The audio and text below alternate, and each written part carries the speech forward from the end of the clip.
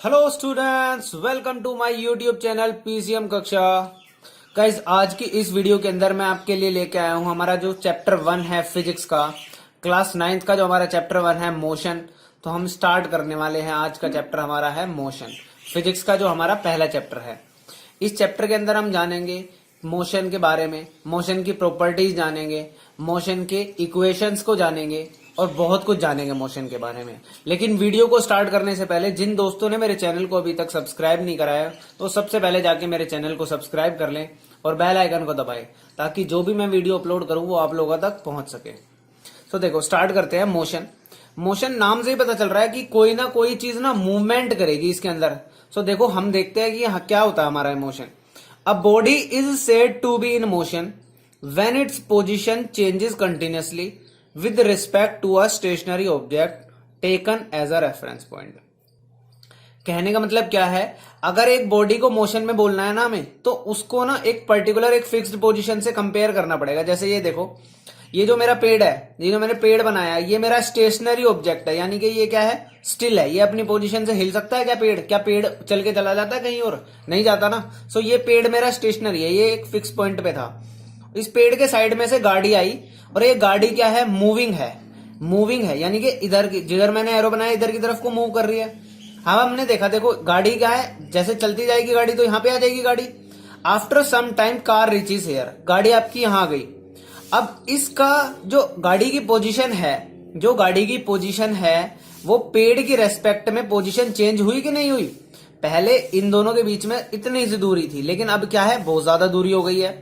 So it means हमारी गाड़ी ने क्या किया है, अपनी पोजीशन को चेंज किया है। और जो भी चीज हमारी क्या करती है, जो भी ऑब्जेक्ट या कोई भी चीज अपनी पोजीशन को चेंज करती है किसी स्टेशनरी ऑब्जेक्ट के कंपैरिजन में, यानी कि उससे जब हम उसको रेफरेंस लेकर के चेक करेंगे, अगर उसकी पोजीशन चेंज हो रही है, इट मीन्स कि वो क्या है, मोशन में है। सो हमारी जो एक गाड़ी है ये क्या है, हमारी मोशन में है।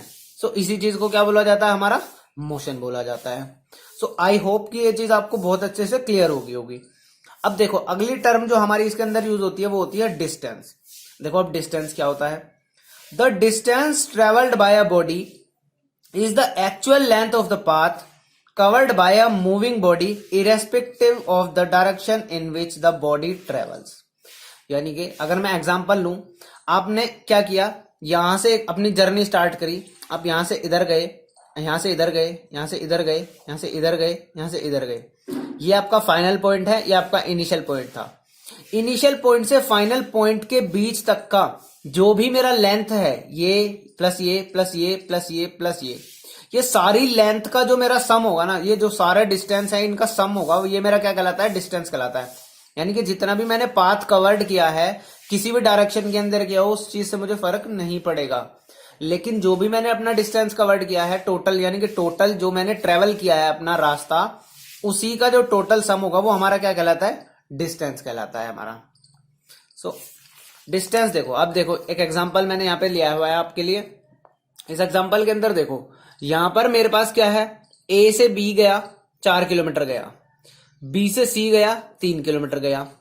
अब टोटल कितना गया, 4 + 3 7 गया, तो टोटल डिस्टेंस हमारा हो गया 3 + 4 7 किलोमीटर हो गया। अब देखो एक टर्म आती है हमारे पास, उसका नाम है डिस्प्लेसमेंट। अब देखो डिस्प्लेसमेंट क्या होती है हमारे पास, the shortest distance between the initial and the final position of the body along with direction is known as displacement. देखो यही वाला एग्जांपल दोबारा उठा लेते हैं। इस वाले एग्जांपल के अंदर ए से बी गया 4 किलोमीटर, देन बी से सी गई बॉडी 3 किलोमीटर, तो टोटल उसका 7 किलोमीटर तो हो गया था हमारा डिस्टेंस जो हम पढ़ के आए हैं। लेकिन अगर मैं बात करूं डिस्प्लेसमेंट की, तो डिस्प्लेसमेंट होती है हमारी शॉर्टेस्ट पाथ, यानी कि ए और सी पॉइंट के बीच में जो सबसे छोटा रास्ता होगा ना, जो डायरेक्ट रास्ता होगा, वो मेरा क्या कहलाता है, डिस्प्लेसमेंट कहलाता है। यानी कि फाइनल पोजीशन और इनिशियल पोजीशन के बीच का शॉर्टेस्ट डिस्टेंस जब मैं कैलकुलेट करूंगा, वही मेरा क्या होता है, डिस्प्लेसमेंट कहलाता है। सो अब देखो इस चीज के अंदर डिस्प्लेसमेंट क्या होगा, जो मैंने ये डॉटेड लाइन बनाई ये मेरा डिस्प्लेसमेंट होगा। अब आप इसको कैसे कैलकुलेट करोगे, ये आपका 90 डिग्री है।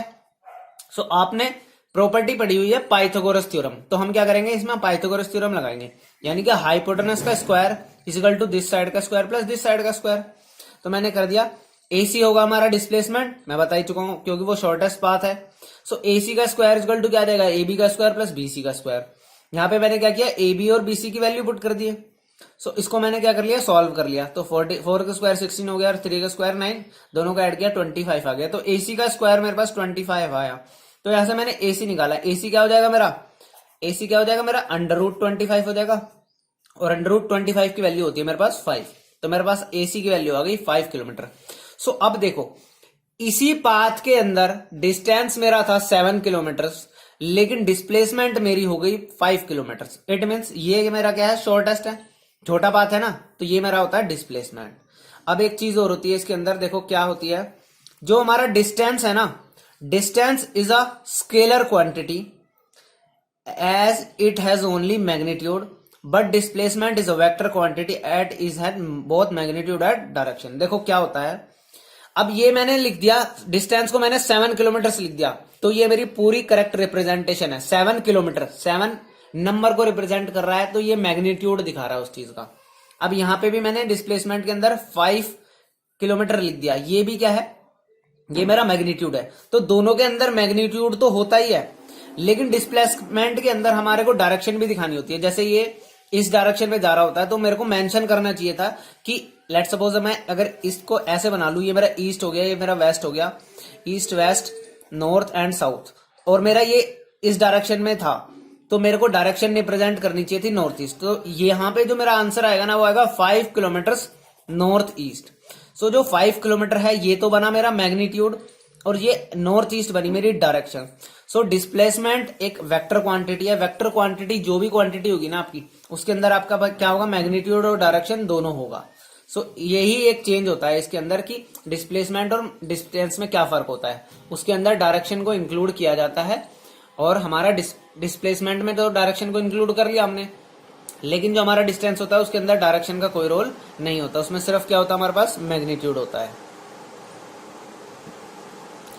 अब देखो एक चीज और होती है, distance travelled can never be zero but the final displacement can be zero. अब कुछ बच्चे सोचेंगे ऐसा कैसे हो सकता है सर, कि डिस्टेंस जब हम चलेंगे कुछ ना कुछ, तो डिस्प्लेसमेंट जीरो कैसे हो सकती है हमारी। सो देखो कैसे हो सकती है। लेट सपोज एक बंदा है ए, ये स्टार्ट करता है, देखो मैंने एरो बनाया है, इस तरफ से मूवमेंट करना स्टार्ट करता है और वापस अपनी उसी पोजीशन पे आ जाता है। सो टोटल जिसने 10 किलोमीटर कवर किया, तो 10 किलोमीटर तो मेरा हो गया डिस्टेंस, लेकिन उसकी इनिशियल पॉइंट और फाइनल पॉइंट क्या हो गया, सेम हो गया। तो अपना डिस्प्लेसमेंट क्या होता है, shortest distance between initial and final path. So shortest distance क्या हुआ, जब एक्चुअली में इनिशियल भी ए ही है और फाइनल भी ए ही है, तो हमारा जीरो हो गया। तो डिस्प्लेसमेंट तो हमारा जीरो हो सकता है, लेकिन डिस्टेंस कभी भी जीरो नहीं होगा। सो देखो इससे रिलेटेड हम एक क्वेश्चन करते हैं जो हमारे एग्जाम्स में आता है, बहुत इंपॉर्टेंट क्वेश्चन है। A man travels a distance of 1.5 metre towards east. एक बंदा 1.5 किलोमीटर ईस्ट की डायरेक्शन में जाता है। Then 2 metre towards south. Then 2 metres कहां पे जाता है, साउथ डायरेक्शन में जाता है। And finally 4.5 metre towards east. आपको क्वेश्चन में बताना है what is the total distance बताना आपको, और what is the resultant displacement बताना आपको। सो देखो ये ए है, ये बी है, ए से बी पोजीशन गया 1.5 किलोमीटर ईस्ट हो गया हमारा, यहां से फिर साउथ गया 2 मीटर ईस्ट हो गया। इसी तरीके से सी से डी गया, ये हो गया 4.5 किलोमीटर, 4.5 मीटर हमारा ईस्ट हो गया। सो जब मैंने बात करी डिस्टेंस की, तो टोटल डिस्टेंस क्या हो जाएगा मेरा, देखो टोटल डिस्टेंस के लिए मेरे को क्या करना पड़ेगा, टोटल डिस्टेंस के लिए मैं सबको ऐड कर दूंगा, 1.5 प्लस 2 प्लस 4.5 हो जाएगा मेरा। सो यहां से मेरे पास देखो क्या आंसर आ गया है, 5 6 8 आ गया मेरे पास, 8 मीटर आ गया मेरा डिस्टेंस, टोटल डिस्टेंस। अब मुझे निकालना है डिस्प्लेसमेंट। तो डिस्प्लेसमेंट क्या होता है, हमारा शॉर्टेस्ट पाथ होता है, यानी कि जो मैंने ये डॉटेड लाइन बनाई है ग्रीन कलर से, ए से डी, ये मेरा होगा क्या, डिस्प्लेसमेंट। तो ये डॉटेड लाइन मैंने यहाँ पे रिप्रेजेंट कर दी ए डी। अब देखो इसको मैं डॉटेड इस तरीके से खींच सकता हूं, एई, जो एई है मेरा ये बीसी के बराबर होगा, बिल्कुल सही बात है ना, क्योंकि जो जितना ही नीचे आया मैंने उतना ही एई को नीचे ले लिया। सो एई की वैल्यू हो गई मेरी 2, ये मेरा हो गया 90 डिग्री एंगल, और ये मेरा हो गया टोटल डिस्टेंस जो उसने ईस्ट डायरेक्शन में कवर किया। 1.5 हो गया मेरा यहाँ पे, और ये हो गया मेरा 4.5, तो टोटल मेरा 6 हो गया। मैंने इस ट्राइंगल के अंदर, एईडी ट्राइंगल के अंदर क्या किया, अपना पाइथागोरस थ्योरम को अप्लाई किया। तो पाइथागोरस थ्योरम को अप्लाई करने के बाद देखो मैंने क्या किया, AD का स्क्वायर इक्वल टू AE का स्क्वायर प्लस ED का स्क्वायर होगा पाइथागोरस थ्योरम से। ये हो गया हमारी पाइथागोरस थ्योरम। तो अब मैंने क्या किया, पाइथागोरस थ्योरम के अंदर वैल्यूज डाल दी।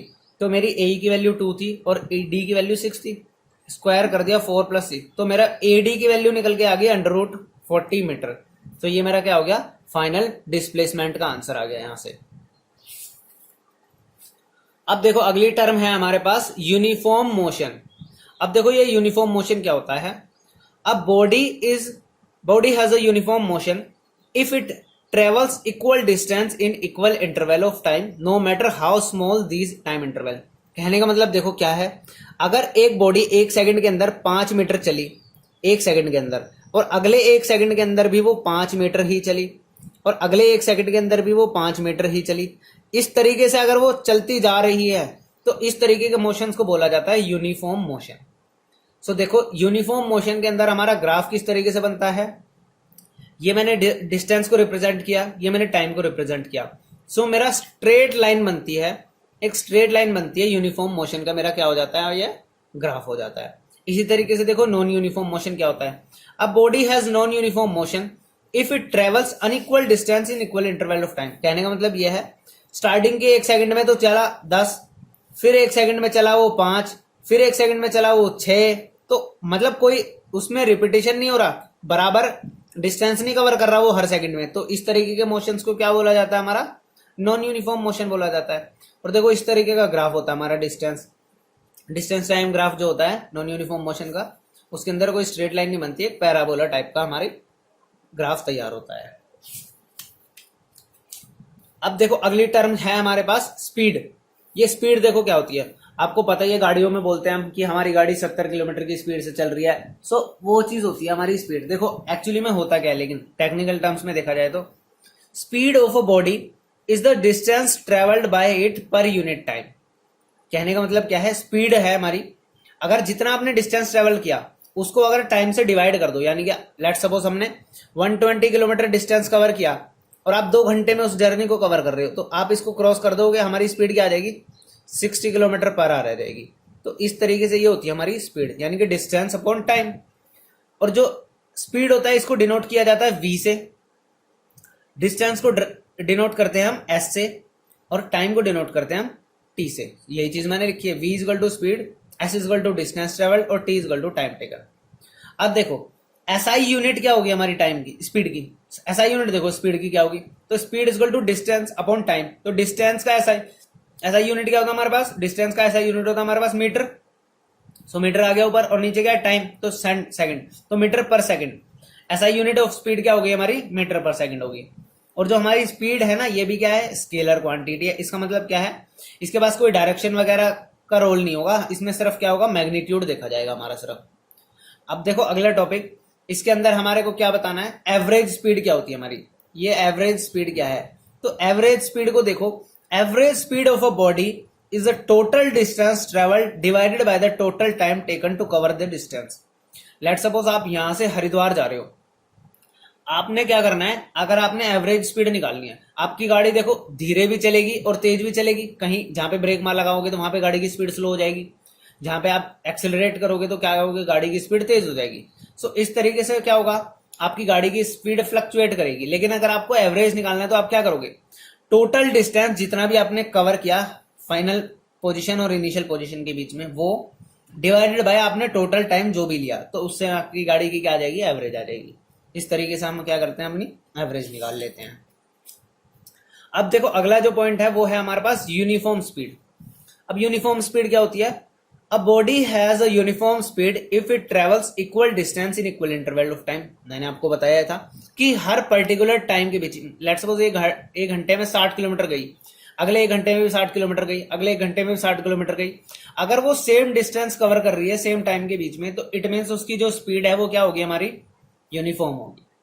अब देखो एक न्यूमेरिकल है इससे रिलेटेड, जितना हमने अभी तक पढ़ा, देखो उससे रिलेटेड एक न्यूमेरिकल कर लेते हैं ताकि आपको बहुत अच्छे से कंसेप्ट क्लियर हो जाए। क्या बोल रहा है, a car travels 30 kilometre at a uniform speed of 40 kilometre per our and the next 30 kilometre at a uniform speed of 20 kilometre per our, find its average speed. देखो जो मैं अभी आपको एग्जांपल कर रहा था उसी की तरीके का क्वेश्चन आ गया आपके पास। स्टार्टिंग के 30 किलोमीटर वो 40 किलोमीटर पर आवर की स्पीड से जा रही है और अगले 30 किलोमीटर से जा रही है वो 20 किलोमीटर पर आवर की स्पीड से। तो आपका देखो डिस्टेंस का फॉर्मूला क्या होता है, distance is equal to speed into time होता है हमारे पास। तो फर्स्ट केस के अंदर देखो क्या होगा, टाइम निकाल लेते हैं हम। फर्स्ट केस के अंदर क्या हुआ, टाइम 1, तो क्या होता है टाइम का फॉर्मूला यहां से बन जाएगा डिस्टेंस अपॉन स्पीड। तो distance upon speed, distance travel किया 30 किलोमीटर और स्पीड है हमारी 40, तो ये क्या हो गया 30/40, यहां से आ गया 3/4 आवर लगे उसको पहले केस में। दूसरे केस में उसका डिस्टेंस अपॉन स्पीड निकालेंगे तो 30 स्पीड, तो डिस्टेंस था हमारा और स्पीड थी 20 इस बार, यहां से आ गया 3/2 आवर्स। तो टोटल टाइम देखो, दोनों टाइम को ऐड कर दूंगा मैं तो टोटल टाइम निकल जाएगा मेरे पास 3/4 प्लस 3/2, ये आ गया मेरा टोटल टाइम। निकाल लिया मैंने, एलसीएम लिया 4 और ये यहां से क्या हो गया मेरा एज इट इज 3 प्लस यहाँ पे 2 मल्टीप्लाई हो जाएगा 6 हो गया, तो 9/4 आ गया मेरा आर। और टोटल डिस्टेंस क्या हो गया, 30 गया स्टार्टिंग में पहले केस में जब 40 की स्पीड थी और 30 गया जब 20 की स्पीड थी, तो टोटल हो गया 60। तो यहां से मेरी एवरेज स्पीड क्या निकल करके आई, total distance upon total time. इससे मेरा आंसर आ गया टोटल, मैंने क्या करा डिस्टेंस 60 लिख दिया और अपनी जो टाइम था 9/4 वो लिख दिया। इसको सॉल्व किया मैंने और मेरा फाइनली आंसर आ गया 26.6 किलोमीटर पर आवर। ये मेरा क्या है आंसर है, ये मेरी एवरेज स्पीड है इस क्वेश्चन के अंदर जो मेरे को निकालनी थी। सो आई होप कि आपको ये बहुत अच्छे से समझ में आया होगा। आपको कुछ नहीं करना है, टोटल टाइम निकाल लो, जर्नी के अंदर टोटल टाइम कितना लगाया आपका, और आपके पास टोटल डिस्टेंस था ही। सो आपने क्या करना है, टोटल डिस्टेंस को डिवाइड कर देना है किससे, टोटल टाइम से, तो आपकी एवरेज स्पीड आ जाएगी क्वेश्चन के अंदर। यही आपको करना था सिंपली। एक क्वेश्चन और ले लेते हैं इसी से रिलेटेड। देखो क्या है क्वेश्चन के अंदर, on a track of 120 kilometre, एक ट्रैक है 120 किलोमीटर का, a train travels the first 30 kilometre at a uniform speed of 30 kilometre per hour. How fast must the train travel the next 90 kilometre so as to average 60 kilometre per hour for the entire journey. Question को ध्यान से समझो, question के अंदर क्या बोला हुआ है। क्वेश्चन की टोटल जर्नी है 120 किलोमीटर, क्वेश्चन के अंदर जो हमारे को दे रखा है। स्टार्टिंग के 30 किलोमीटर ट्रेन जाती है 30 किलोमीटर पर आवर की स्पीड से, बाकी की कितनी स्पीड रहे कि टोटल जर्नी का एवरेज 60 किलोमीटर पर आवर आ जाए। समझ में आ गया होगा question.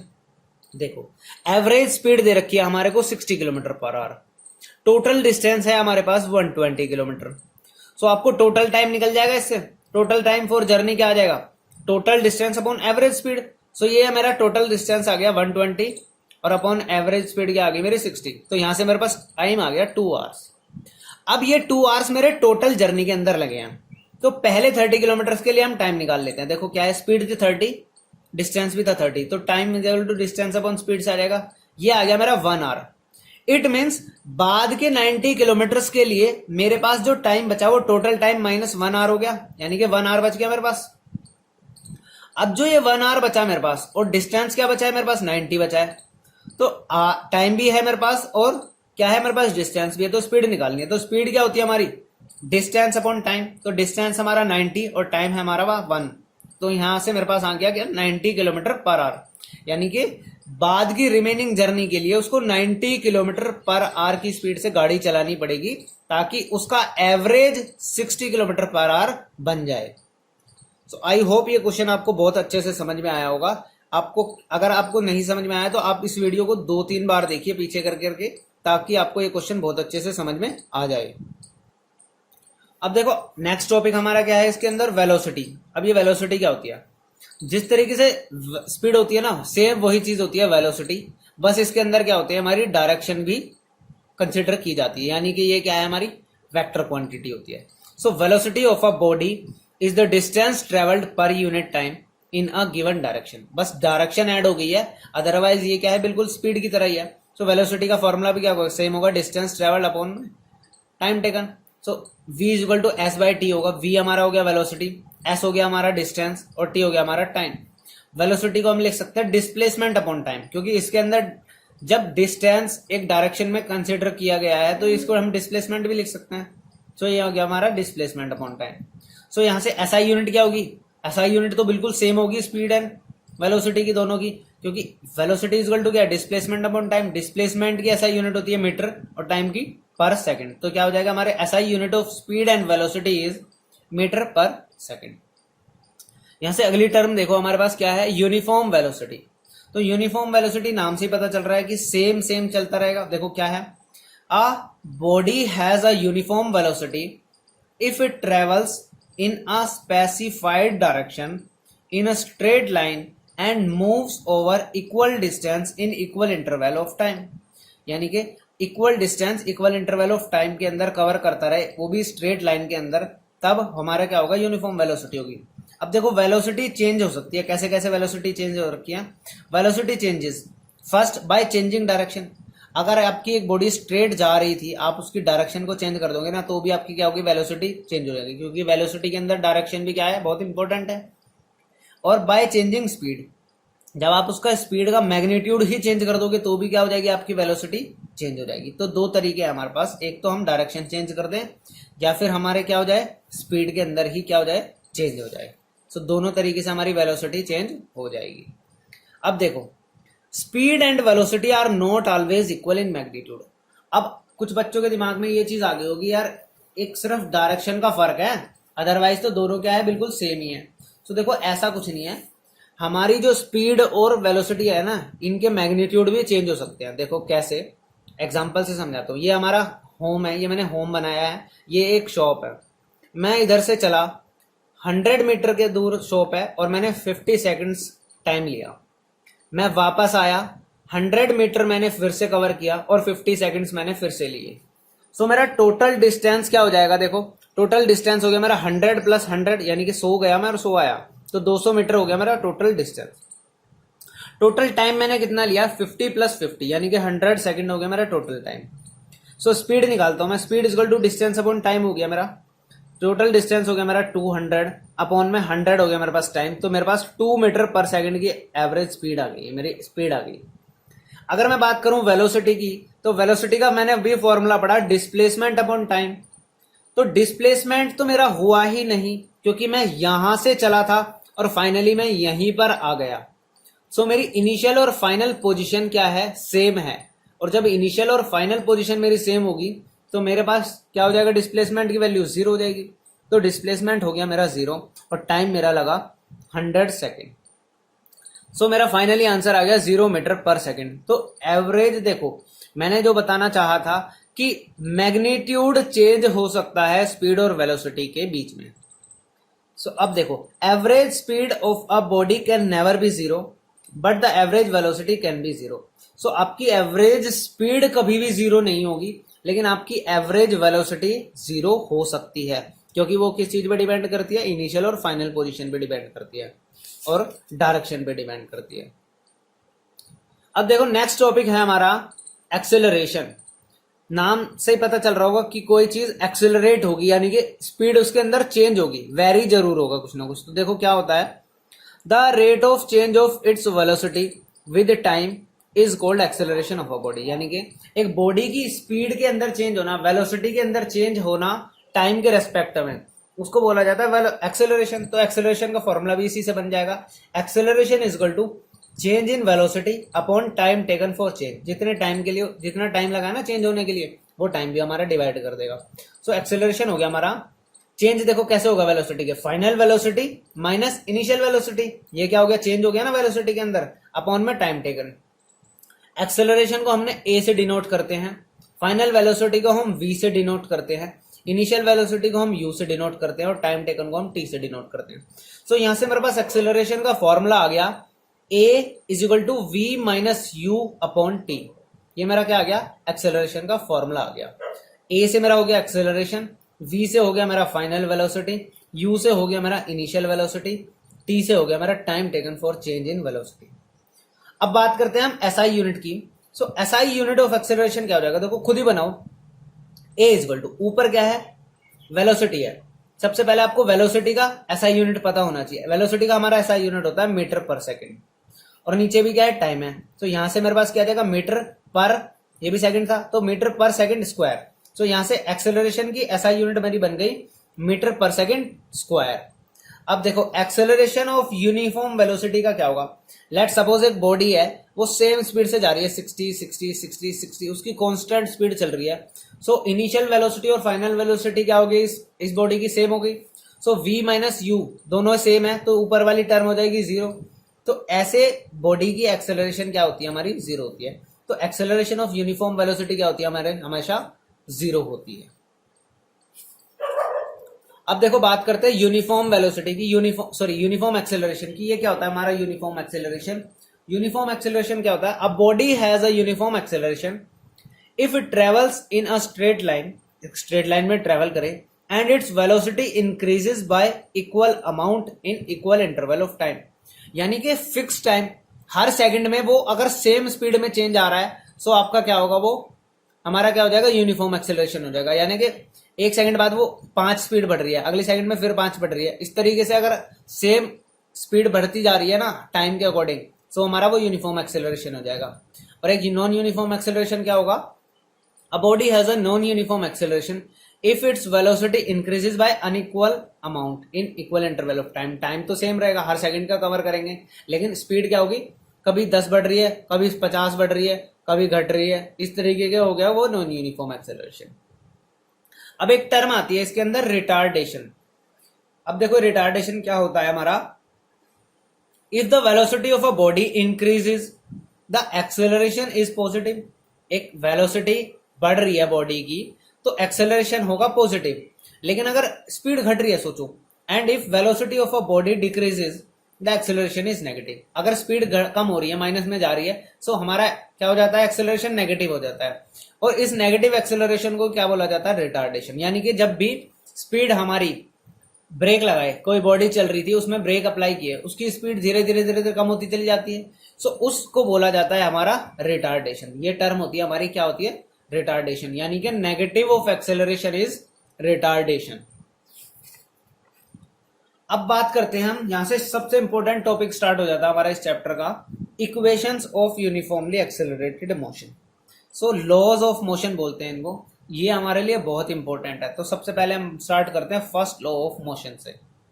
So the first law of motion is, first law of motion होता है हमारा v is equal to you plus A t.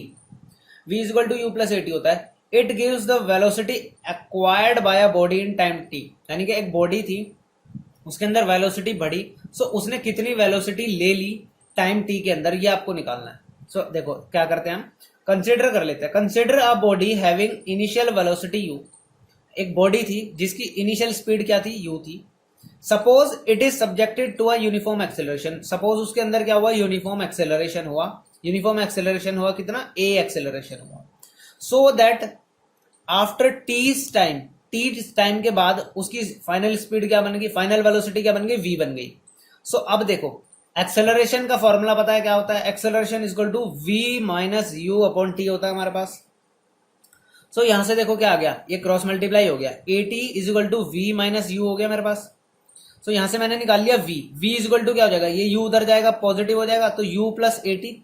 So v is equal to you plus A t आ गया यहाँ से। और मेरा v क्या है, देखो यहाँ पे क्या है, v मेरा फाइनल वेलोसिटी है, u क्या है मेरा इनिशियल वेलोसिटी है, t क्या है टाइम टेकन। इनिशियल से फाइनल वेलोसिटी जाने में जितना टाइम लगा वो हमारा टाइम टेकन हो गया, और a हो गया हमारा एक्सेलरेशन। सो मेरा फर्स्ट लॉ हो गया यहाँ पे तैयार। अब पढ़ता हूं मैं अपना second law, second law of motion. So the second law of motion is हमारा क्या है, s is equal to U T plus half A T square. अब s जो होता है ना हमारा, ये होता है डिस्टेंस। बाकी टर्म्स तो आपकी सेम है जो मैंने पिछले उसके अंदर बढ़ाई है आपको फर्स्ट इक्वेशन ऑफ मोशन में। तो देखो क्या होता है, suppose a body has a initial velocity u। एक इनिशियल वेलोसिटी थी बॉडी की, u थी, and a uniform acceleration a हुआ उसके अंदर, कितने टाइम के लिए, for time t। So that it's final velocity becomes v। Final velocity बन गई v। अब आपको निकालना है कि जितने टाइम के अंदर इनिशियल से फाइनल वेलोसिटी u से v बनी और एक्सेलरेशन a था, तो आपने की बॉडी ने कितना डिस्टेंस कवर कर लिया इस टाइम के बीच में, वो निकालना है आपको। So let the distance travelled in this time be s। So average velocity निकालेंगे हम सबसे पहले। एवरेज वेलोसिटी क्या होगी हमारी, initial velocity plus final velocity divided by 2 होगा हमारा। यही होता है ना एवरेज, तो हम ऐसे ही निकालते हैं। सो एवरेज वेलोसिटी आ गई मेरी v plus u upon two, you plus v upon two आ गया। अपना डिस्टेंस का फॉर्मूला बताओ क्या होता है, distance is equal to average velocity into time. So आपने डिस्टेंस की जगह एस लिख दिया क्योंकि एस लिया हुआ था, is equal to you plus v upon two, यानी कि एवरेज वेलोसिटी की वैल्यू पुट करी इनटू टाइम, इसमें टाइम से मल्टीप्लाई कर दिया। अब आपको पता है ये जो मेरा v था, ये जो मेरा v था, इसकी जगह आप क्या कर सकते हो, फर्स्ट लॉ से v is equal to you plus A t add कर सकते हो। तो जहां पे मेरा v था वहां पे मैंने क्या लिख दिया, u प्लस ए टी एड लिख दिया। तो u प्लस ए टी, यहां से देखो दो u हो गए तो 2u बन गया, plus A T upon 2 into T, तो t से मल्टीप्लाई करा है तो 2ut बन गया, प्लस ए टी स्क्वायर बन गया अपॉन 2 बन गया। यहां से देखो क्या कॉमन आ रहा है मेरे पास, 2 से 2 डिवाइड हो गया फर्स्ट वाली टर्म में, तो मेरे पास यहां से आ गया s is equal to U T plus half A T square. ये मेरी क्या है, सेकंड लॉ ऑफ मोशन है, यानी कि सेकंड इक्वेशन ऑफ मोशन है। सो यहां से मैंने क्या कर दी, अपनी सेकंड मोशन भी डिराइव कर ली। अब बात करते हैं हम थर्ड इक्वेशन ऑफ मोशन की। So third equation of motion देखो क्या है हमारे पास, the third equation of motion is v square is equal to you square plus 2as। देखो कैसे, अभी हमने सेकंड लॉ ऑफ मोशन से क्या निकाला, s is equal to U T plus half A T square निकाला, ये मैंने मान लिया फर्स्ट इक्वेशन अपनी। फर्स्ट लॉ से हमारे पास क्या होता है, v is equal to you plus A T होता है, ये मैंने मान ली फर्स्ट इक्वेशन। इसको मैंने थोड़ा सा चेंज किया, मैंने क्या किया, v minus u is equal to a t लिख लिया, लिख सकता हूं मैं। इसी तरीके से मैंने यहां से क्या किया, टाइम निकाल लिया, टाइम क्या हो जाएगा मेरा, v माइनस यू अपॉन ए हो जाएगा। इस टाइम की वैल्यू को मैंने क्या किया, पुट कर दिया अपने फर्स्ट इक्वेशन के अंदर। सो फर्स्ट इक्वेशन क्या थी, s is equal to you t, u t की जगह क्या लिखना है, v minus you upon a, तो यहाँ पे मैंने v minus you upon a लिख दिया, plus half A T square, a t की जगह मैंने क्या करना है, फिर से v minus you upon a का होल स्क्वायर कर देना है। मैंने इसको सॉल्व करना स्टार्ट किया, u की मल्टीप्लाई अंदर की यू वी हो गया, माइनस यू स्क्वायर अपॉन ए, ये वाली टर्म तो सिंपल सी थी, प्लस 1/2 को मैंने नीचे रख दिया, v माइनस यू का होल स्क्वायर लगेगा और नीचे a का स्क्वायर, तो a का स्क्वायर तो हो गया 2a स्क्वायर। अब a एज इट इज बाहर, v माइनस यू का होल स्क्वायर करके मैंने अंदर रख दिया, v माइनस यू का होल स्क्वायर क्या होगा, a square plus b square minus 2ab, यानी कि v square plus u square minus 2uv। यहां से मेरा ये आ गया, इसको टर्म को एज इट इज लिख दिया, इस वाले a को मैंने अंदर मल्टीप्लाई कर देना है, a से a मेरा कैंसिल आउट हो गया, सॉरी नीचे एक ये मेरा a है और यहाँ पे भी a है, तो नीचे क्या रह जाएगा, 2a स्क्वायर की जगह क्या रह गया, 2a रह गया। सो यहां से देखो क्या आ गया, v square plus you square minus 2uv upon में 2a मेरा क्या आ गया, नीचे एलसीएम लिया मैंने और इसको मैंने सॉल्व करना स्टार्ट कर दिया। यहाँ पे मेरा 2uv हो गया, माइनस 2u स्क्वायर हो गया, plus v square plus you square minus 2uv। ये मेरी दो टर्म्स कैंसिल आउट हो गई, एक पॉजिटिव एक नेगेटिव। सो यहाँ से मेरे पास ये 2a मैंने क्रॉस मल्टीप्लाई कर दिया इधर, सो मेरे पास क्या आ गया, 2as is equal to v square minus u square आ गया। इसी को मैंने रीअरेंज किया, सो मेरा क्या आ गया, v square is equal to you square plus 2as आ गया मेरे पास। और ये मेरी क्या होती है, थर्ड लॉ ऑफ मोशन होती है, ये मेरी आ गया थर्ड। अब देखो एक छोटा सा एग्जांपल देखते हैं जो हमारा लॉज ऑफ मोशन पे डिपेंड करता है। A car travelling at 20 kilometre per hour, speed ups to 60 kilometre per hour, यानी कि इनिशियली स्पीड उसकी 20 थी और फाइनल स्पीड उसकी 60 हो गई इन 6 सेकंड, टाइम भी दे दिया आपको। So what is it acceleration. अभी मैंने आपको एक चीज बताई, जब भी आप फिजिक्स के अंदर कोई भी न्यूमेरिकल करना स्टार्ट करें, आपको क्या करना है, सबसे पहले आपको गिवन लिख लेना है। तो हमारा v जो u था वो मेरा था 20 किलोमीटर पर आवर, मैंने गिवन लिख लिया, लेकिन मुझे सेकंड्स में निकालना है, सॉल्व करना है, तो मैं इसको क्या करना हूँ, मीटर पर सेकंड में कन्वर्ट कर लेता हूँ। सो मीटर पर सेकंड में क्या किया मैंने, 20 इंटू ये 1000 था, इसको मीटर में कन्वर्ट करा, इंटू 1000 हो गया, किलोमीटर में था तो 1000 से मल्टीप्लाई करा, और r को मैंने सेकंड्स में बदलने के लिए क्या होता है, 3600 सेकंड्स होती है। तो यहां से मेरे पास आ गया 5.55 मीटर पर सेकंड। इसी तरीके से मैंने v equal to 60 kilometre per hour था, तो 60 को मैंने क्या किया, सबसे पहले मीटर में कन्वर्ट करा 60 किलोमीटर को, तो क्या हो जाएगा 60 इंटू 1000 डिवाइडेड बाय 3600, यानी कि 3600 सेकंड। यहां से मेरे पास ये आ गया 16.66 मीटर पर सेकंड। आपको निकालना क्या है, एक्सेलरेशन निकालना है। टाइम क्या दे रखा है, 6 सेकंड दे रखा है, तो आपने अप्लाई कर दिया v equal to you plus A T, सबकी वैल्यूज डाल दी मैंने। v मेरा था 16.66 इक्वल टू यू था मेरे पास 5.55 प्लस a इंटू टी मेरे पास था 6। सो यहां से मेरे पास क्या आ गया, 6 से आ गया, और ये जाके क्या हो जाएगा, उधर माइनस का हो जाएगा, यानी कि 16.66 में से मैंने माइनस कर देना है 5.55। सो 6a मेरा किसके बराबर आ गया, 11.11 आ गया, और यहां से मैंने a निकाल देना है। a क्या हो जाएगा मेरा 11.11 डिवाइडेड बाय 6, सो ए की वैल्यू क्या आ गई मेरी 1.85 मीटर पर सेकंड स्क्वायर आ गई। ये मेरा क्या आ गया फाइनली एक्सेलरेशन निकल गया। सो आपने कुछ नहीं करना होता, सिंपली आपको सबसे पहले गिवन देखना है। गिवन लिखने के बाद आपको क्वेश्चन से आइडिया मिल जाएगा कि आपको कौन सी इक्वेशन लगानी है लॉ की। जो भी आपको गिवन नहीं है, जो आपको निकालना है, उसी के अकॉर्डिंग आपको क्या करना है, लॉज ऑफ मोशन की इक्वेशन को अप्लाई कर देना और डायरेक्ट वैल्यूज पुट करके आपका क्या आ जाएगा फाइनल आंसर आने का। सो गाइज अब हम देखते हैं हमारा graphical representation of motion. Motion को हम ग्राफ के ऊपर किस तरीके से कंसिडर करके के उसको हम सीख सकते हैं। देखो सबसे पहले हम सीखते हैं डिस्टेंस टाइम ग्राफ। ये मेरा डिस्टेंस रिप्रेजेंट कर रहा है वाई एक्सिस और एक्स एक्सिस मेरा टाइम रिप्रेजेंट कर रही है। सो देखो अगर distance time graph uniform speed के लिए है तो वो एक स्ट्रेट लाइन बनेगी हमेशा, जिस तरीके से मैंने रिप्रेजेंट की है। ये मैंने डॉटेड लाइंस कर दी। सो यहां से मेरे को एक आइडिया मिल गया ये क्या है, स्ट्रेट लाइन है। और ये मेरा डिस्टेंस टाइम ग्राफ बन गया यूनिफॉर्म स्पीड के लिए। अगर स्पीड यूनिफॉर्म नहीं है तो मेरा ग्राफ बनेगा कुछ इस तरीके से, पैराबोलिक शेप में बनेगा। सो यहां से आपको एक चीज समझ में आ गई होगी। अब एक चीज ध्यान से देखो, ये बहुत इंपॉर्टेंट चीज है। The slope of a distance time graph indicates speed. जो डिस्टेंस टाइम ग्राफ होता है मेरा, अगर मैं उसका स्लोप कैलकुलेट करूं तो उस स्लोप से मेरे पास किस चीज की वैल्यू आ जाती है, उसकी स्पीड की वैल्यू आ जाती है। देखो कैसे, स्पीड इक्वल टू क्या होता है, डिस्टेंस अपॉन टाइम होता है मेरे पास। स्पीड इक्वल टू क्या होता है, डिस्टेंस अपॉन टाइम। डिस्टेंस देखो मैंने कितना लिया है इसके अंदर, यहां से यहां तक डिस्टेंस, डिस्टेंस वाली डायरेक्शन ऊपर का तो ओसी डिस्टेंस कवर किया था इसने। सो ओसी हो गया मेरा डिस्टेंस अपॉन टाइम। कहां से लिया है, ओ से बी तक का टाइम कंसिडर किया है। सो टाइम हो गया मेरा ओबी। यहीं से मैंने क्या किया, ओसी जो है मेरा वो ए बी के बराबर है, तो मैंने क्या कर दिया, ए बी कर दिया उसको अपॉन ओबी। ओबी मेरा ये हो गया। यानी कि जिस भी पर्टिकुलर पॉइंट का, जिस भी पर्टिकुलर लाइन का आपको स्लोप निकालना हो कभी भी, सो आपको क्या करना है, उसका जो हमारा वाई एक्सिस होता है, वाई एक्सिस का जो डिस्टेंस होता है वो डिवाइडेड बाय एक्स एक्सिस का जो डिस्टेंस होता है वो, तो आपको ये हमारा क्या हो जाता है, स्लोप हो जाता है। सो यहाँ पे देखो क्या हो गया, A B upon O B is the slope of the graph. इसका स्लोप क्या हो गया हमारा, A B upon O B. मैंने आपको बताया क्या, वाई एक्सिस के अंदर जो डिस्टेंस कवर किया है अपॉन एक्स एक्सिस का जो डिस्टेंस कवर किया, ये हमारा स्लोप कहलाता है। सो आपको ये सिंपली स्लोप निकालना होता है। इस स्लोप से आपका क्या निकल जाता है, डिस्टेंस टाइम ग्राफ से स्पीड निकल जाती है। सो आई होप कि आपको स्लोप निकालना आ गया होगा, क्योंकि ये न्यूमेरिकल्स में यूज होने वाला आगे। अब देखो स्पीड टाइम ग्राफ, अगला है हमारा speed time graph. Speed time graph ना हमारा तीन तरीके से बन सकता है। There are 3 types of speed time graph. पहला, when speed of the body remains constant. अगर स्पीड सेम है, फिक्स स्पीड चल रही है, सो उसके अंदर क्या होगा, एक्सेलरेशन होगा ही नहीं, तो नो एक्सेलरेशन का एक केस बनेगा हमारा। When speed of the body changes at a uniform rate, speed change हो रही है यूनिफॉर्म रेट से, तो उसके अंदर क्या होगा, यूनिफॉर्म एक्सेलरेशन होगा हमारा।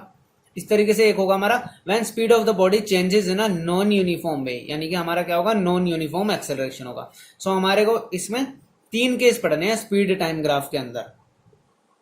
सो अब हम डिस्कस करते हैं हमारा सबसे पहला case, when speed remains constant. So देखो मैंने ये बनाया स्पीड और ये मेरा हो गया टाइम। स्पीड टाइम ग्राफ इस तरीके से बनेगा मेरा।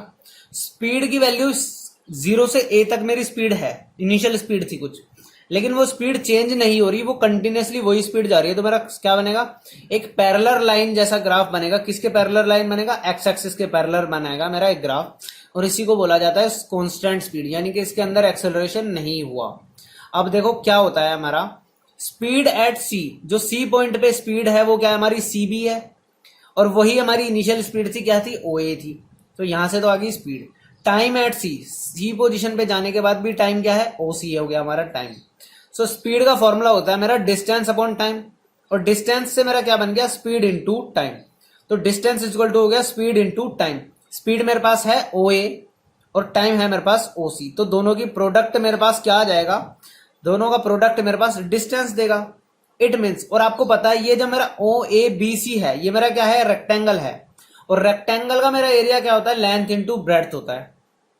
सो ओ ए मेरा हो गया ब्रेड्थ और ओ सी मेरा हो गया लेंथ, तो लेंथ इंटू ब्रेड्थ क्या हो गया, एरिया ऑफ रेक्टेंगल हो गया मेरा क्या हो गया, एरिया ऑफ रेक्टेंगल हो गया। सो ये जो मेरा area of rectangle O A B C है, इससे मेरा क्या कैलकुलेट हो जाएगा, एरिया। यानी कि अगर कभी भी आपको स्पीड टाइम ग्राफ दे रखा है और आपको बोल दिया जाए कि आपको क्या निकालना है, डिस्टेंस निकालना है, तो सबसे पहले आपको क्या करना है, उसका एरिया निकाल देना है। जो एरिया का आंसर आएगा ना, वही आपका क्या होगा, हमारा डिस्टेंस की वैल्यू होगी। अब देखो हम डिस्कस करते हैं अपना सेकंड केस, जिसके अंदर speed changes at a uniform rate. जब स्पीड यूनिफॉर्म रेट से चेंज होगी तो इसका मतलब क्या होगा, हमारा पास यूनिफॉर्म एक्सेलरेशन होगा।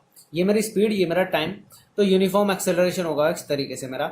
ये मैंने डॉटेड से डिनोट कर दिया कि किस पॉइंट तक वो पर्टिकुलरली गया। अब मैंने देखो एक्सेलरेशन क्या होता है मेरा, एक्सेलरेशन होता है मेरा change in speed upon time taken. यही तो होता है मेरा, change in speed upon time taken. So acceleration हो गया मेरा P Q upon O Q, यानी कि हमारा स्पीड और अपॉन टाइम, यही तो हो गया। तो P Q upon O Q क्या हो गया, स्लोप हो गया स्पीड ग्राफ का, स्पीड टाइम ग्राफ का। और स्लोप से क्या निकला आपका, एक्सेलरेशन निकला। तो यहां से हमारे पास एक चीज और आ गई, slope of a speed time graph of a moving body gives it's acceleration. यानी कि हमने दो चीज सीखी पिछले केस के अंदर, हमने देखा इससे पहले वाले केस के अंदर, इस केस की बात नहीं कर रहा हूं, स्पीड टाइम के ग्राफ की बात नहीं कर रहा हूं मैं, डिस्टेंस टाइम ग्राफ के अंदर देखा हमने कि अगर हमारे को स्लोप निकाला हमने डिस्टेंस टाइम ग्राफ का, तो उससे हमारी स्पीड निकल रही थी। लेकिन अगर हमने स्पीड और टाइम ग्राफ के अंदर स्लोप निकाला तो उससे हमारा एक्सेलरेशन निकल रहा है। अब एक चीज और देखो, इसी के अंदर डिस्टेंस ट्रेवल्ड निकालना हो हमें, तो डिस्टेंस ट्रेवल्ड क्या होगा, ओपी डिस्टेंस हुआ है ना एक तरीके से कवर, ओपी। सो हमने एरिया निकालना है किसका, ओ पी क्यू ट्राइंगल का। सो ओ पी क्यू का एरिया क्या होगा, हाफ ऑफ रेक्टेंगल का एरिया पूरा।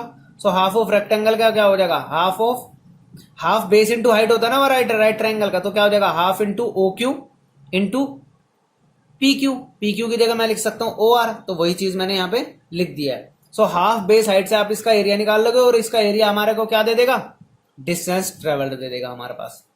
अब हम डिस्कस करते हैं अपना थर्ड केस के अंदर देखो क्या होता है, when initial speed of the body is not zero. Second case का है ना, थोड़ा एडवांस वर्जन है ये। अभी तो इनिशियल स्पीड जीरो से लेकर गए हम, लेट सपोज हमने माना कि इनिशियल स्पीड जीरो ही नहीं है बॉडी की, initial speed set let suppose क्या थी, ओबी थी, और फाइनल स्पीड क्या बन गई, एसी बन गई।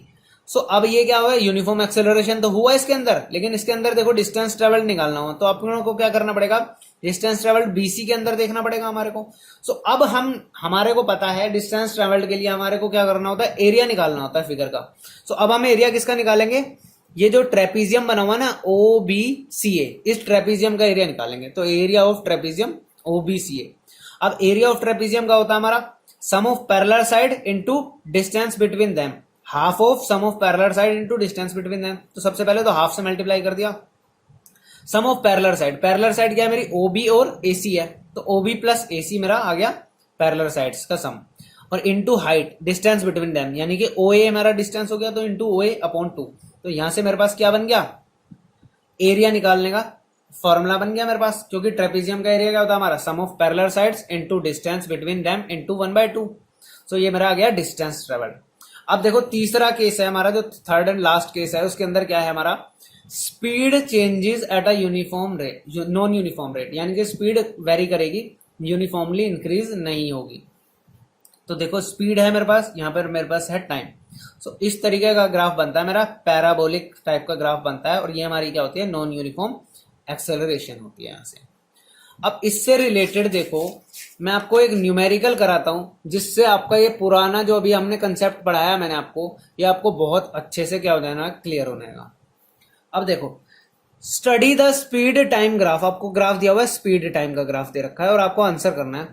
पहले स्पीड टाइम ग्राफ को देख लो, यहां से देखो ये मेरा स्पीड डिनोट कर रही है, ये मेरा टाइम डिनोट कर रहा है। टाइम की वैल्यू यहां पर 4 है, यहां पर 10 है, यहां पर 16 है।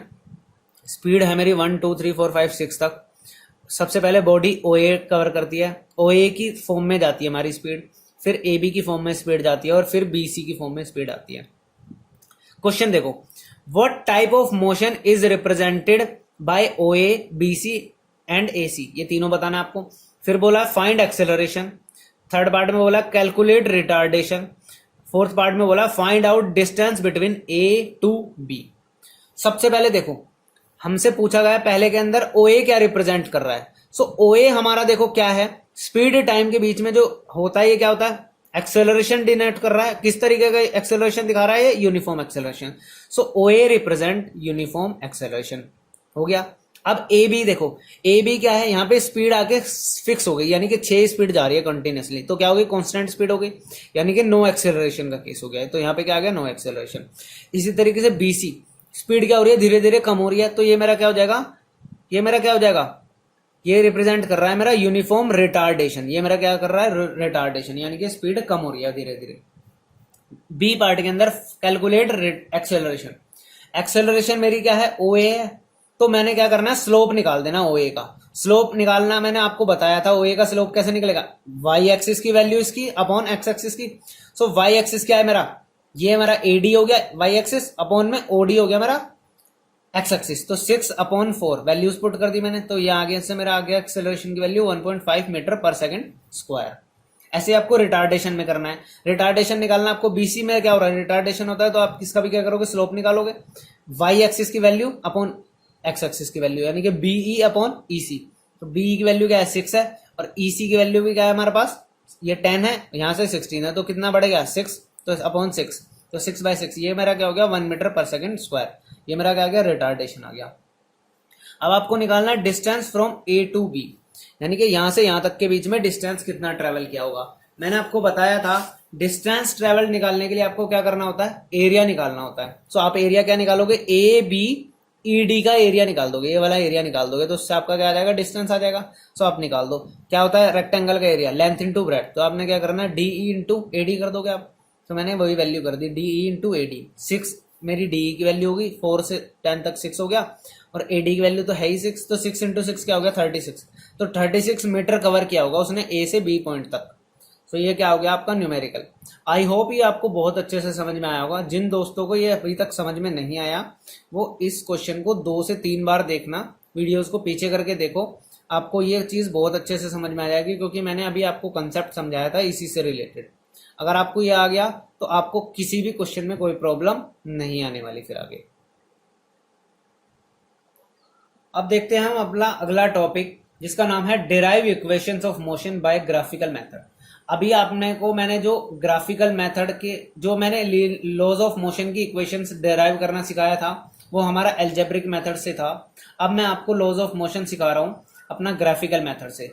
ये आपका बहुत इंपॉर्टेंट है, एग्जाम में बहुत बार पूछा जाता है, डायरेक्ट आपको डिराइव करना आ जाता है। सो इसको बहुत अच्छे से ध्यान से समझो। देखो, ये मैंने बनाया वेलोसिटी टाइम ग्राफ, ये मेरा क्या है, velocity time graph.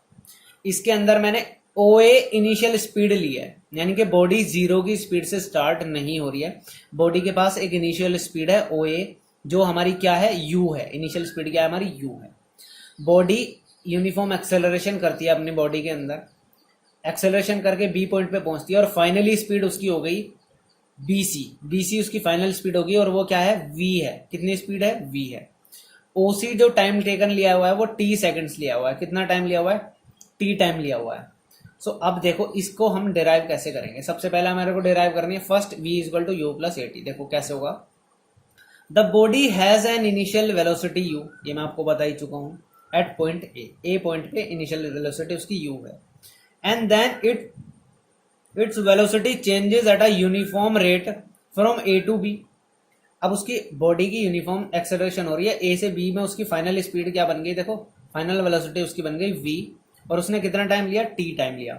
In other words there is a uniform acceleration, एक यूनिफॉर्म एक्सेलरेशन हुआ ए से बी तक, कितने टाइम में, टी टाइम में। Its final velocity becomes v which is equal to bc, जो फाइनली वेलोसिटी है वो bc। मैं आपको बता चुका हूँ, ये चीज मैंने लिख भी दी है यहाँ पे। सो यहाँ से देखो इनिशियल वेलोसिटी u किसके बराबर होगी, OA के बराबर होगी, इसको मैंने ले लिया first equation. Final velocity v जो मेरी होगी किसके बराबर, BC के बराबर, ये मेरी होगी सेकंड। अब जो मेरा ये BC है, इसको मैं क्या लिख सकता हूं, BD प्लस DC लिख सकता हूं ना, क्योंकि ये दोनों को जोड़ करके ही तो मेरा पूरा बन रहा है BC। तो ये लिख दिया मैंने, BC की वैल्यू मैंने V पुट कर दी, BD मेरा एज इट इज आ गया, और DC की जगह मैंने OA लिख सकता हूं मैं DC की जगह, क्योंकि DC इक्वल टू OA, ये लाइन स्ट्रेट जा रही है। सो OA आ गया, यहां से मेरा क्या आ गया, देखो OA की वैल्यू मुझे पता है U है, so V is equal to BD plus U आ गया मेरे पास, ये मेरी आ गई थर्ड इक्वेशन। अब आगे देखो क्या हो रहा है हमारे पास, एक्सेलरेशन हमारे को निकालना होता है स्लोप से। सो एक्सेलरेशन निकालने के लिए मैंने क्या करना है, स्लोप ऑफ लाइन एसी होगा मेरा, इस ए बी लाइन का स्लोप होगा, ए बी क्या होगा मेरा slope, B D upon A D होगा मेरे पास, क्या होगा मेरे पास, B D upon A D होगा। मैंने बताया ना आपको, जिस भी लाइन का स्लोप निकालना है आपको क्या करोगे, उसकी वाई एक्सिस अपॉन में उसकी एक्स एक्सिस का डिस्टेंस। सो बी डी अपॉन में ए डी आ गया मेरे पास। सो बी डी अपॉन में ए डी की वैल्यू क्या थी मेरे पास, कितना टाइम लगा हुआ था हमारे को, टी सेकंड लगे थे ना, तो टी आपने बी डी की वैल्यू पुट कर दी। सो यहां से मेरे पास ए डी की वैल्यू टी होगी। सो यहां से बी डी निकल गया, क्रॉस मल्टीप्लाई कर दो इसको, क्या हो गया मेरा, बी डी की वैल्यू क्या आ गई, ए टी आ गई, क्या वैल्यू आ गई मेरी, ए टी आ गई। सो अब आप इस ए टी की वैल्यू को किसके अंदर पुट कर दो, थर्ड इक्वेशन के अंदर। थर्ड इक्वेशन क्या आती है हमारी, v equal to B D plus u. So यहाँ पे बी डी की वैल्यू क्या आ जाएगी, ए टी। सो मेरे पास v equal to a t plus u आ गया, और आपने इसको रीअरेंज करा तो क्या होगा, v equal to you plus A T. ये क्या आ गया आपका finally first law of motion तो हमारा हो गया डेराइव इसी से। अब देखो हम करते हैं सेकंड लॉ ऑफ मोशन को डेराइव, जो हमारा क्या है, s equal to U T plus half A T square. अब देखो, suppose the body travels a distance s, इतने टाइम के अंदर जो बॉडी ने ट्रेवल करा वो s डिस्टेंस मान लिया हमने, कितने टाइम में, t टाइम में। The distance travelled by the body is given by the area of the space between the velocity time graph. मैं आपको बता चुका हूं पीछे कि जो हमारा डिस्टेंस टाइम ग्राफ, डिस्टेंस निकालने के लिए हमारे को क्या करना होता है, एरिया निकालना होता है। तो हम क्या करेंगे, एरिया निकालेंगे। अब एरिया किस चीज का निकलेगा, देखो एरिया हमारा निकलेगा पूरा, इस पूरे ट्रेपेजियम का ओ ए बी सी का एरिया निकलेगा, ओ ए बी सी का एरिया निकलेगा। ओ ए बी सी का एरिया जो होगा वो ये क्या दे देगा हमारे को, वो हमारे को डिस्टेंस दे देगा। सो ओ ए बी सी को देखो मैंने दो हिस्सों में डिवाइड कर लिया मैंने। ये जो मेरा ओ ए डी सी है ये मेरा क्या है, एक रेक्टेंगल है, और ए बी डी मेरा क्या है, ट्राइंगल है। तो मैंने इसको ऐसे डिवाइड कर दिया, triangle area triangle A B D plus area of O A D C, ये मेरा क्या है, रेक्टेंगल है। सो इसके ट्राइंगल का क्या हो जाएगा मेरा, हाफ बेस हाइट लगा दूंगा मैं, और इसके अंदर मैं क्या लगा दूंगा, लेंथ इंटू ब्रेड्थ लगा दूंगा। तो मैंने देखो क्या किया, area of triangle A B D, देखो मेरा area of triangle A B D, half into base into height. Base क्या था मेरा, बेस था मेरा ए डी, और हाइट थी मेरी बी डी। बी डी की वैल्यू मैंने अभी निकाल के दिखाई आपको, बी डी की वैल्यू थी मेरी ए टी, ये मैंने A T as it is put कर देनी है। और इसके अलावा मेरे पास क्या था, इसके अलावा मेरे पास ए डी क्या था, मेरे पास टी था। तो देखो मैंने इन दोनों की वैल्यू पुट करी, हाफ इंटू बेस, टी हो गया मेरा बेस, और ए टी मैंने बी डी की वैल्यू निकाली थी। सो ए डी हो गया मेरा टी, और बी डी हो गया मेरा ए टी, ये मैं प्रूव कर चुका हूँ पीछे। तो यहां से हाफ ए टी स्क्वायर आ गया। Area of O A D C देखो क्या होगा, लेंथ इंटू ब्रेड्थ होगा। लेंथ क्या है हमारे पास, ओ सी, और ब्रेड्थ क्या है मेरे पास, ओ ए। तो लेंथ की वैल्यू टी है और इसकी वैल्यू यू है, तो यही वैल्यू आ जाएगी, देखो u इंटू टी, तो मेरा क्या आ गया, यू टी आ गया। डिस्टेंस ट्रेवल्ड की वैल्यू आ गई हमारी u T plus half A T square. So यहां से मेरे पास सेकंड लॉ भी प्रूफ हो गया, s equal to U T plus half A T square आ गया मेरा। अब मेरी बची थर्ड इक्वेशन। थर्ड इक्वेशन के अंदर देखो, डिस्टेंस ट्रेवल्ड जो हमारे को निकालना है वो एरिया ऑफ ट्रैप, हम एक तो एरिया ओ ए बी सी को हमने स्प्लिट करके निकाल दिया, हम क्या कर सकते हैं, डायरेक्ट भी तो निकाल सकते हैं, हमारा ट्रेपीजियम ही तो बन रहा है। सो इस बार हम ट्रेपीजियम की फॉर्म में लेंगे इसको। ट्रेपीजियम क्या होता है हमारा, sum of parallel sides, half into sum of parallel sides into distance between them. तो देखो हाफ तो हो गया half, sum of parallel side क्या होगा, O A plus B C, O A plus B C क्या हो जाएगा, यू प्लस वी हो जाएगा। तो देखो sum of parallel side O A plus B C हो गया, हाफ मैंने ले लिया, इंटू डिस्टेंस बिटवीन देम क्या था, ओ सी था। सो यहां से देखो ओ ए प्लस बी सी की वैल्यू क्या है, यू प्लस वी है, ये मैं आपको दिखाई चुका हूं, और ओसी की वैल्यू क्या है हमारे पास, टी है। तो इन वैल्यूज को सब्सटीट्यूट कर दो इसके अंदर। तो यहां से मेरे पास देखो क्या आ गया, S equal to you plus V into T upon two, ये आ गया मेरे पास। और आपको पता है फर्स्ट लॉ से क्या, v equal to you plus A T होता है। तो यहां से आपने t की वैल्यू निकाल दी, ए टी इक्वल टू क्या हो गया, v माइनस यू, और t हमारा क्या हो गया, v माइनस यू अपॉन ए। आपने क्या करना है, इस t की वैल्यू को पुट कर दो इसके अंदर, ऊपर वाली s वाली इक्वेशन के अंदर। तो s इक्वल टू क्या था, u plus v upon two into t था, t की जगह क्या आ जाएगा हमारा, v minus you upon a आ जाएगा। अब ऊपर क्या हो गया, a plus b a minus b बन गया। तो इसको मैं क्या लिख सकता हूं, v square minus u square लिख दिया मैंने ऊपर वाले, a plus b equal to a minus b, और ये 2a की मल्टीप्लाई मैंने क्रॉस कर दिया, 2as आ गया। सो इसको रीअरेंज करने के बाद मेरे पास क्या आ गया, देखो v square equal to you square plus 2as, ये मेरे पास क्या आ गई, थर्ड लॉ ऑफ मोशन की इक्वेशन हो गई मेरी डेराइव। ये जो ग्राफिकल मेथड का डेरिवेशन है ये एग्जाम पॉइंट ऑफ व्यू से बहुत ज्यादा इंपॉर्टेंट है, एग्जाम में हर बार पूछा जाता है, तो इसको बहुत अच्छे से समझ लेना आप लोग। अब जो हमारा इस चैप्टर का लास्ट टॉपिक है, उस टॉपिक का नाम है हमारा यूनिफॉर्म सर्कुलर मोशन। देखो कोई भी बॉडी जब सर्कल के अंदर घूमेगी और वो फिक्स स्पीड में घूमेगी तो उसको बोलेंगे यूनिफॉर्म सर्कुलर मोशन। देखो क्या है, when a body moves in a circle it is called a circular motion, but when a body moves along a circular path then its direction of motion keeps changing continuously. Since velocity changes, the motion along a circular path is said to be accelerated. कहने का मतलब देखो क्या है, एक body circular की form में घूमती है, इस पॉइंट पे उसकी डायरेक्शन क्या है, ये है, इस पर्टिकुलर पॉइंट पे डायरेक्शन है ये, इस पर्टिकुलर पॉइंट पे डायरेक्शन ये है। सो हर एक पॉइंट पे उसकी डायरेक्शन क्या होती है, चेंज होती है। जब उसकी डायरेक्शन चेंज होगी तो इट मीन्स उसकी वेलोसिटी भी क्या हो रही है, चेंज हो रही है। और आपको पता है जब वेलोसिटी चेंज हो रही है तो इसका मतलब वो बॉडी के अंदर क्या हो रहा है, एक्सेलरेशन हो रहा है। सो हमारे हमेशा जब सर्कुलर फॉर्म में बॉडी घूम रही हो, सो उसको हमेशा क्या बोला जाता है कि बॉडी एक्सेलरेट कर रही है, ये चीज बोली जाती है, चाहे उसकी स्पीड के अंदर वेरी हो या ना हो, बट उसकी डायरेक्शन के अंदर वेरी हो रहा है ना, सो हमारा क्या माना जाता है कि वो बॉडी एक्सेलरेटेड है। अब देखो, when a body moves in a circular path with uniform speed its motion is said to be uniform circular motion। ये मैं आपको बता ही चुका हूं। अब एक चीज देखो, सोचो कभी कि एक बॉडी को सेंटर में घुमाने के लिए गोल गोल घूम रही है, अगर कोई बॉडी ऐसे घूम रही है, सोचो इस डायरेक्शन के अंदर घूम रही है, वो ऐसे आगे निकल के भी तो जा सकती थी, लेकिन वो सर्कल के अंदर घूम रही है, इट मीन्स कि कोई ऐसी फोर्स है सेंटर की तरफ जो उसको क्या कर रही है, होल्ड कर रही है उसी अपनी पोजिशन पे घूमने के लिए। ऐसी फोर्स को बोला जाता है centripetal force. A force is needed towards center to move a body in a circular path. This force is called centripetal force। ये बहुत इंपॉर्टेंट टर्म है सेंट्रीपिटल फोर्स, यानी कि जो फोर्स बॉडी को सेंटर की तरफ को मूव करने के अलाउ करती है, यानी कि गोल गोल घुमाती है, वो फोर्स होती है हमारी सेंट्रीपिटल फोर्स। अदरवाइज वो बॉडी आगे भी तो निकल सकती थी, जो मैंने इस डायग्राम से समझाया आपको। अब देखो कुछ एग्जांपल देखते हैं यूनिफॉर्म सर्कुलर मोशन के अंदर। Artificial satellites moves in a uniform circular motion around the earth. जो हमने आर्टिफिशियल सैटेलाइट्स भेजी हुई वो सारी अर्थ के अराउंड सेम स्पीड में घूम रही है, यूनिफॉर्म सर्कुलर मोशन के अंदर घूम रही है। The moon moves in a uniform circular motion around the earth. जो हमारा मून है वो भी यूनिफॉर्म सर्कुलर मोशन के अंदर ही घूमता है अर्थ के around. Earth moves around the sun, ये भी हमारा यूनिफॉर्म सर्कुलर मोशन का एग्जांपल है। The tip of the second hand of a watch exhibits uniform circular motion, यानी कि जो हमारी घड़ी होती है उसके अंदर जो सेकंड वॉच होती है वो जो 60 सेकंड में पूरा राउंड कवर करती है, वो भी हमारा क्या है, यूनिफॉर्म सर्कुलर मोशन का ही हमारा क्या है, एग्जांपल है। और इसी के साथ हमारा ये जो चैप्टर 1 हो गया ये हो गया कंप्लीट। आई होप आपको मेरी वीडियो पसंद आई होगी।